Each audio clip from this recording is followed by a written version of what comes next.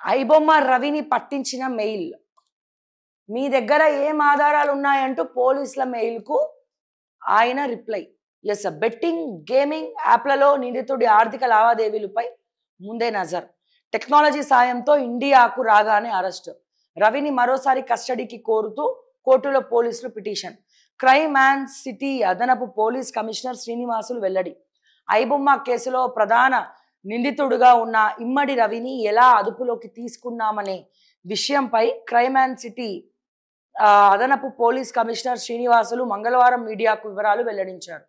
రవిని ట్రాక్ చేసే క్రమంలో పోలీసులు పెట్టిన మెయిల్కు అతని నుంచి మీ దగ్గర ఏం ఆధారాలు ఉన్నాయి అని రిప్లై వచ్చిందని, ఆ తర్వాత ట్రాక్ చేస్తూనే టెక్నాలజీ సాయంతో అతన్ని పట్టుకున్నట్టు వెల్లడించారు. ఎందుకని వీళ్ళు ఇప్పుడు వెల్లడిస్తున్నారు? వాళ్ళ భార్య ఇచ్చినటువంటి డీటెయిల్స్ తోటే పోలీసులు పట్టుకున్నారు తప్ప వీళ్ళకి సొంతంగా ఏం లేదని. అందుకని ఇప్పుడు ఏమంటున్నారు? టెక్నాలజీ సాయంతో ట్రేస్ చేసినాం, ట్రాక్ చేసినాం, అది చేసినాం, ఇది చేసినాం అని చెప్తున్నారు. ఐబొమ్మ రవి వెబ్సైట్ ఎట్లా రన్ చేస్తున్నాడో డైరెక్ట్గా స్వయాన ఆయనే జడ్జి గారికి చూపించినాడు లైవ్లో. జడ్జి గారే ఆశ్చర్యపోయిందంట, వారిని టాలెంటు అని. ఈ రోజున ఐబొమ్మ రవికేమో విచ్చలవిడి పేరు వచ్చింది, పోలీసులకి పేరేమో ఖరాబ్ అయిపోయింది. ఎందుకు?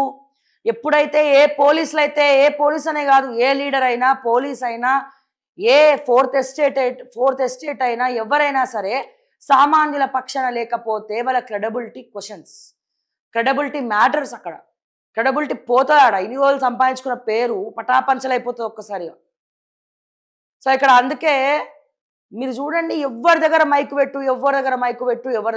పెట్టు, ఐబొమ్మ రవి బయటికి రావాలే. కావాలంటే మా జీతం మొత్తం మేము ఇస్తాం, మా పైసలు మొత్తం మేము ఇస్తాం, సినిమాకి ఏదైతే ఖర్చు పెడతామో గదే పైసలు రవికి ఖర్చు పెడతాం, అడ్వకేట్ని పెట్టుకుంటాం, ఫీజులు ఇస్తాం, ఎంతంటే అంత అని చెప్పి ప్రజలు స్వచ్ఛందంగా ముందుకు వస్తున్నారంటే, ఈ రోజున రవి హీరోనా, నాగార్జున హీరోనా, చిరంజీవి హీరోనా, ప్రభాస్ హీరోనా, మహేష్ బాబు హీరోనా, పవన్ కళ్యాణ్ హీరోనా? ఎవరు హీరో? దేనికి హీరో? మీరంతా జీరోలు, ఇతనే హీరో.